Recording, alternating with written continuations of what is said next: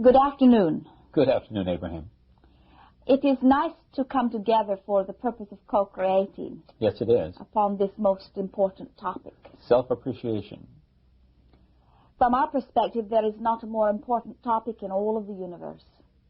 Because as participants within the universe, as those who add unto the universe, by virtue of that which we are, then there is nothing in all of the universe that is of greater importance than the way we are feeling about ourselves.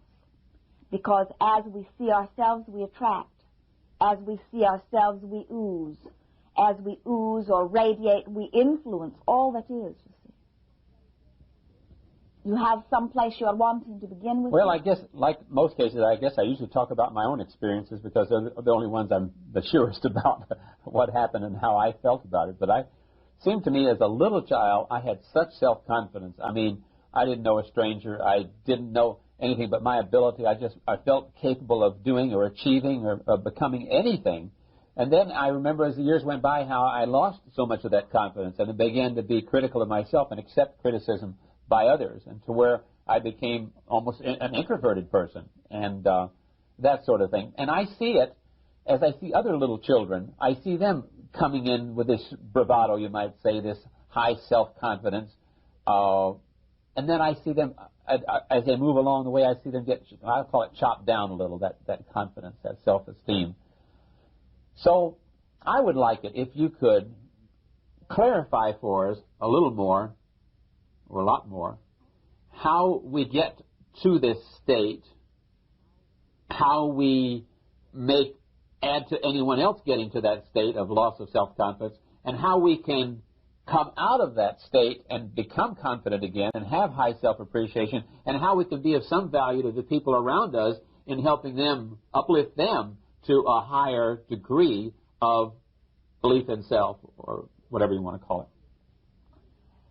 Your offering is wonderful and perfect to the subject. You say, my knowing comes most pointedly to me through my own personal experience. And we say that is always the way. And as you have offered your keen awareness of your own experience, whether it is the one you were living or your observation of that which others are living, you have very accurately pinpointed something that is very important to the understanding of why you are here and what this life experience is all about. You are accurate in your observation that those who emerge into the physical are full of a feeling of self-appreciation. You defined it as self-confidence, but it is the feeling that all is well and that I am right within the universe. Then by virtue of your interaction with those who are, as you described yourself later, those who are coming much more predominantly from a place of lack, as you are exposed more and more to their attitude of lack, to their attitude of blame and criticism and judgment, all of those manifestations of a feeling of lack within themselves, then you begin, by virtue of their contamination or their influence, to feel the same way. And then you are a part of that which welcomes the next in, and so on. As you say, how can I feel otherwise in a world that is surrounded, or a world that predominantly is focused upon lack? And we say it seems as if it would be a big order of business to feel other than that which almost everyone around you feels. And yet we are wanting to put you and your physical body into the proper perspective relative to you and all that you really are. While it seems that it would be difficult as one physical being to buck the system, so to speak, and feel good about self when he is surrounded by millions of other physical beings who do not feel good about self, we say to you that you have within you an inner being that does feel good about self. And that if you will listen to what is coming forth from within you, that you will again, even as a physical creature, begin to resonate with who you really are rather than be influenced by the confusion that surrounds you on your physical earth plane. Really what we're talking about here is coming into harmony with self. Really what we're talking about here is looking within for harmony rather than looking without for harmony.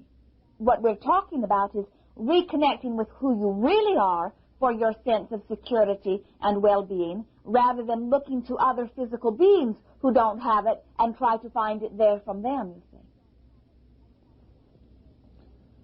Well, let's go back. I'll go a little further ahead with the same subject.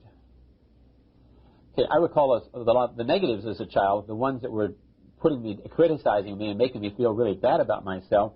But then I remember my grandfather as among my family members that uplifted me tremendously. And I remember in school the teachers that deflated me and tried to humble me and belittled me. But then I remember Mr. Ben Hanley in school who uplifted me and made me feel so good about myself.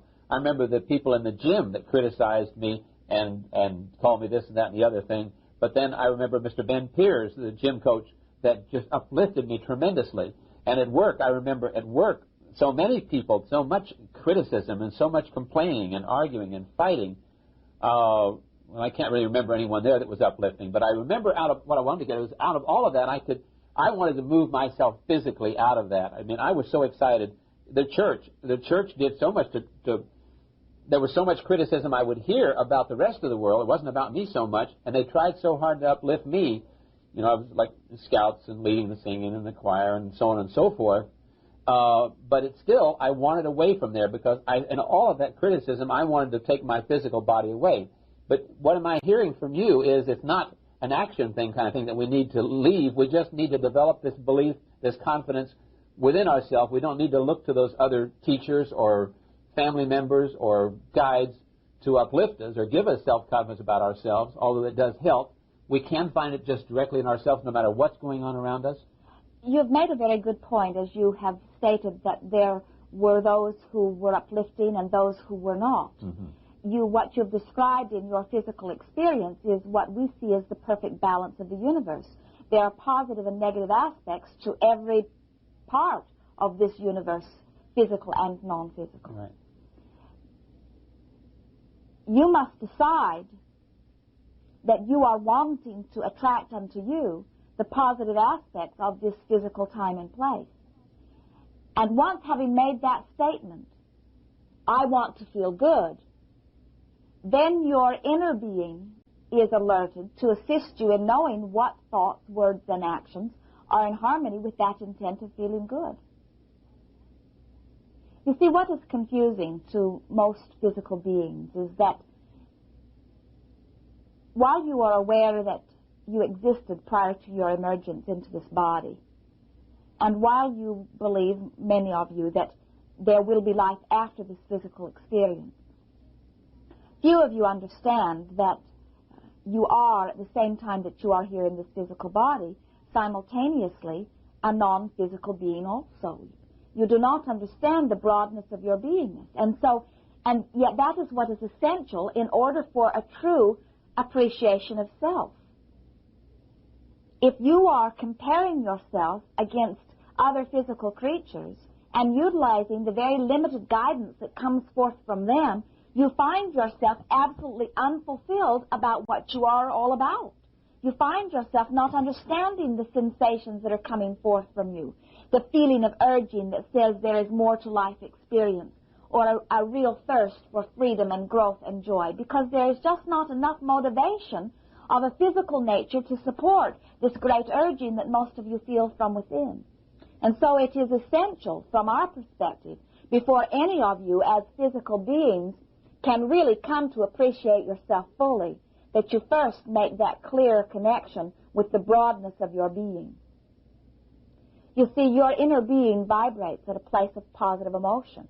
And while there are great variables about the intensity with which you as physical beings upon the planet seek your freedom and your growth and joy, all of you, from physical perspective, have non-physical counterparts that by your physical standards vibrate at a very pure and very positive place. as you are physically focused here, and as you have taken your direction from those that have come before, and as you have become one in a society of many who predominantly sees lack in this and lack in that and lack in this and lack in that, much of your thought, not all of it, but much of your thought is focused toward the lack of something that is important to you. Whenever you are focused upon anything, you are thinking. And that thought that you are focused upon is vibrating. And because you are focused upon that thought, you are vibrating.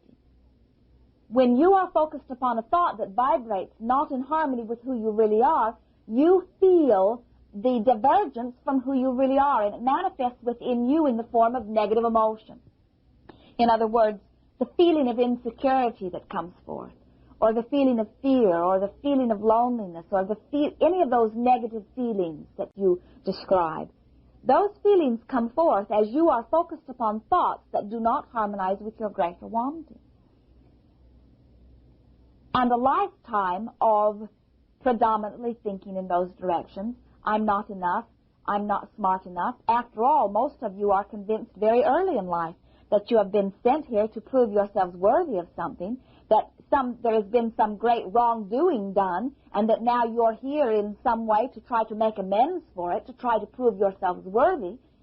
And so almost all of you are coming from a very strong perspective of lack, which means almost all of you are not vibrating with the energy that is inherently you, which means almost all of you are predominantly feeling that disconnectedness from who you really are, which means almost all of you are predominantly feeling more negative emotion than positive.